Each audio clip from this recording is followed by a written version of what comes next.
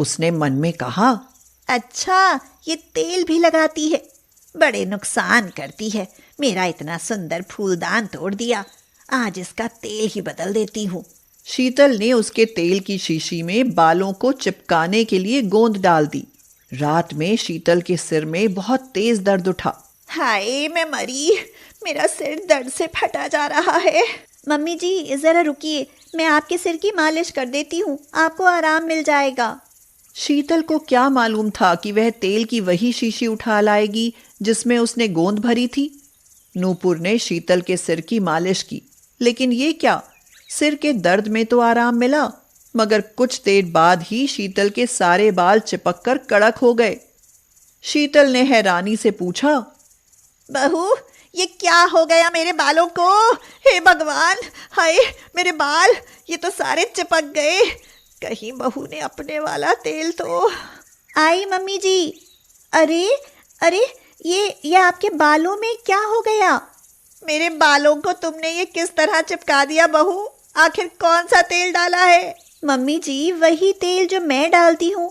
अब जल्दी कुछ कर, नहीं तो मेरे बाल बिगड़ जाएंगे। नूपुर दौड़ी गई और अपने सिरम की बोतल उठाकर अपनी सास के बालों में लगाने लगी। थोड़ा सब्र रखिए मम्मी जी, इससे आपके सारे बाल ठीक हो जाएंगे। लेकिन शीतल के सिर में सिरम लगाते ही सारे बाल टूटकर हाथ में आने लगे। शीतल दौड़ी गई और जल्दी से अपने सिर पर नल खोल लिया। जब उसने आईना देखा तो वह रोने लगी। हे भगवान, मैं तो गंजी हो गई। मम्मी जी, ये सब क्या हो गया? मैं तो ये तेल और सीरम रोज लगाती हूँ। अरे, मुझे क्या पता था कि मैं अपने लिए ही कब्र खोद रही हूँ। मैं तो तुम्हारे बाल खराब करना चाहती थी, लेकिन मैं ही गंजी हो गई। हाय, मुझे मेरी करनी का फल मिल गया। मुझे माफ कर देना बहू, अब मैं इस तरह गंजी रहूंगी, लोग मेरा मजाक उड़ाएंगे। नहीं, अब मैं जिंदा नहीं रहना चाहती।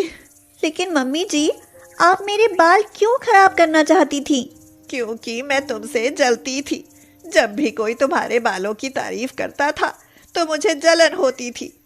तभी नूपुर ने अपनी सास के सामने अपनी विग उतारते हुए कहा, ये रहे मेरे बाल, ये मेरे असली बाल नहीं हैं, ये मेरी विग है।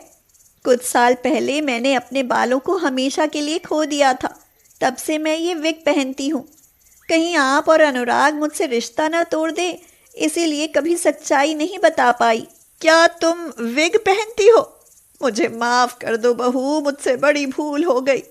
आज मैं गंजी होकर तुम्हारी तकलीफ समझ सकती हूँ।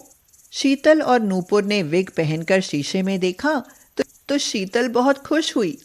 अब दोनों सास बहू के बाल बहुत सुंदर दिखाई दे रहे थे। तुम्हारा शुक्रिया मेरी विग वाली बहू, वरना मैं तो किसी को मुंह दिखाने लायक नहीं रहती। मुंह नहीं मम्मी जी, सिर दिखाने लायक नहीं रहती।